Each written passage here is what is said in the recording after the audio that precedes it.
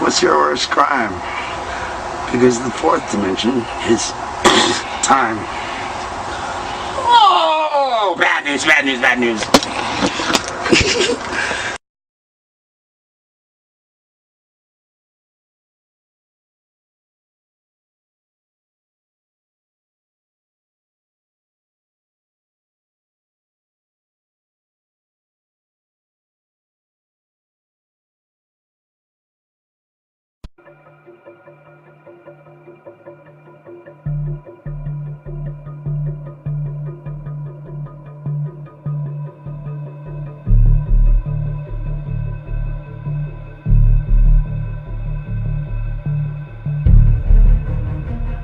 So, we have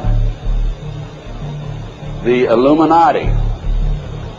Now, the Illuminati was established in 1776 by a fellow named Adam Weishaupt. In 1773, he was commissioned by one of the Rothschilds, House of Rothschild, to put together an organization called the Illuminati.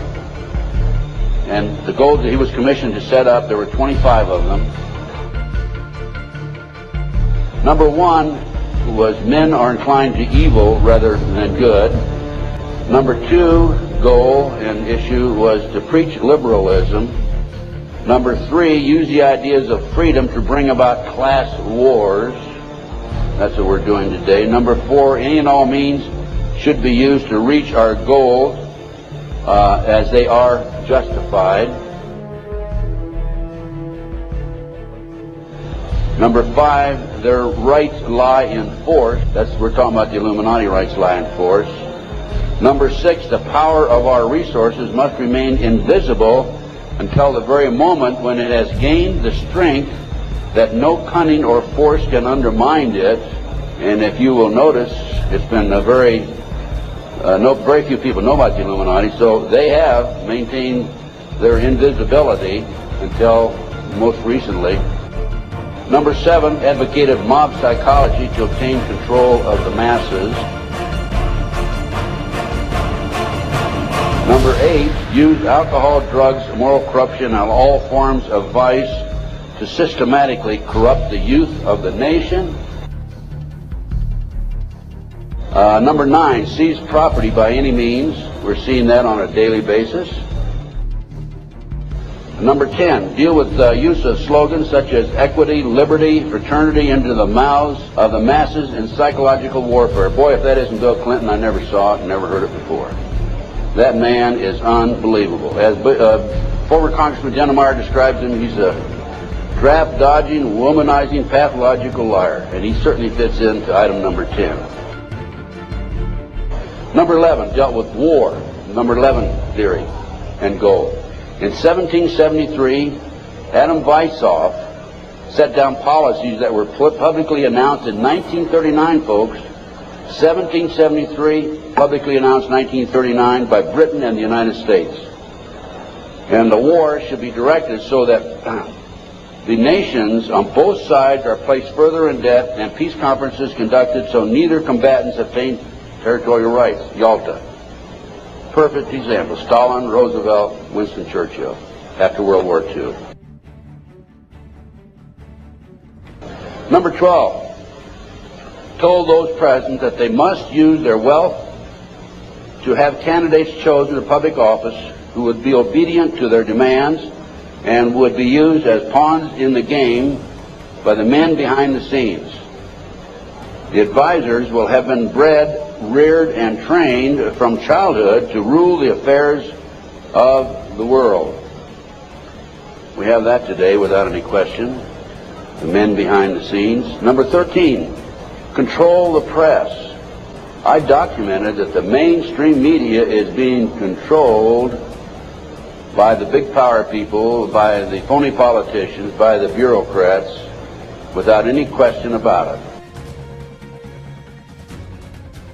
Number 14, their agenteurs will come forward after fomenting traumatic situations and appear to be the saviors of the masses when they are actually interested in just the opposite, the killing of the masses. Number 15, create industrial depression and financial panic, unemployment, hunger, shortage of food, use this to control the masses or the mobs, and use the mobs to wipe out all those who dare to stand in the way. Well, I'll tell you right now, every expert I've talked to is talking about food shortage. And it's coming, I'm convinced. Number 16, infiltrate into the secret Freemasonry to be used for their purposes. That's been documented many times. Number 17, expound the value of systematic deception. Use high-sounding slogans and phrases and advocate lavish promises to the masses, even though they cannot be kept. Number 18, detail plans for resolution. Discuss the art of street fighting, which is necessary to bring the population to a speedy subjection. Number 19, use their agentures as advisors behind the scenes after wars through secret diplomacy to gain control. Number 20, establish huge monopolies toward world government control. We're seeing that today, the huge monopolies. Number 21, use high taxes and unfair competition to bring about economic ruin by controlling raw materials, organize agitation among the workers, and subsidizing competitors. GATT, NAFTA. Number 22, build up armaments with police and soldiers sufficient to protect our interests. Number 23, members and leaders of the one world government would be appointed by the director. Number 24, infiltrate into all classes and levels of society, of government, for the purpose of fooling, bemusing, and corrupting the youth members of society by teaching them theories and principles that we know to be false. This is the outcome-based education program being shoved down our throats by the United Nations. Number 25, national and international laws should be used to destroy civilization. There's talk about the world population being decreased to 500 million, the United States population being decreased to 20 million.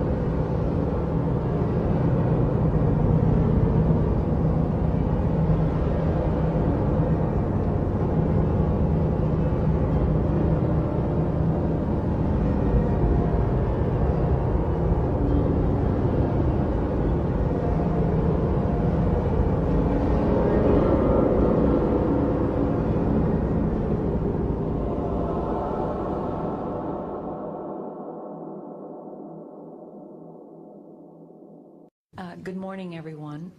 My name is Donna Hare, and I worked at Philco Ford Aerospace from 1967 to 1981. During that time, I was a design illustrator, draftsman.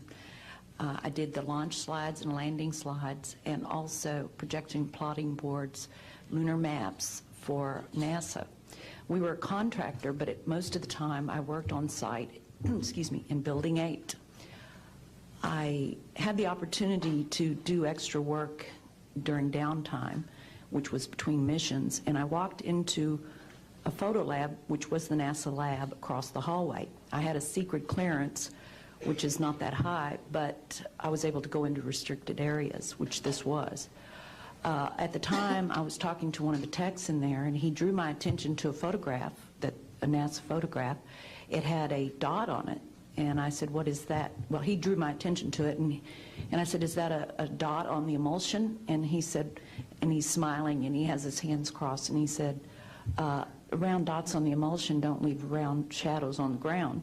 And this was an aerial photograph of the Earth, I'm assuming the Earth, because it had pine trees on it, and the shadows of the craft, or whatever it was, were in the same angle as the trees. And by its very nature, UFO, and I wanted to clarify that to a gentleman that was talking to me, means unidentified. So I did not know what this was. But I realized at this point that it's very secret, that it was kept secret, because I asked him, "What are you going to do with this piece of information?" And he said, "We always airbrush these out before we sell them to the public." So they're pesky little creatures appearing on this photograph they wanted to get rid of. After that, I decided I would ask questions to other people that work there. And I found that I had to ask them away from the site and not on site. A guard told me that he was asked to burn some photographs and not to look at them. And there was another guard guarding him, who was in green fatigues, watching him burn the photographs. And he said he was too tempted. He looked at one, and it was a picture of a UFO, and he was very descriptive. I can go into that later with anyone. He immediately was hit in the head, and he had a big gash in his forehead. He was knocked out, and he's terrified, so he would have to be protected. Another incident, I knew someone in quarantine with the Apollo astronauts. He told me that the Apollo astronauts saw craft on the moon when we landed, and that is what he told me. And he also was afraid. He said that the astronauts are told to keep this quiet. They're not allowed to talk about it. So I do want to let you know that I worked out there for a number of years, and I ran into this. So it's not something everyone knows that works out there for a long time. My boss didn't know about it. Some people that sat right next to me didn't know about it. It's very strange.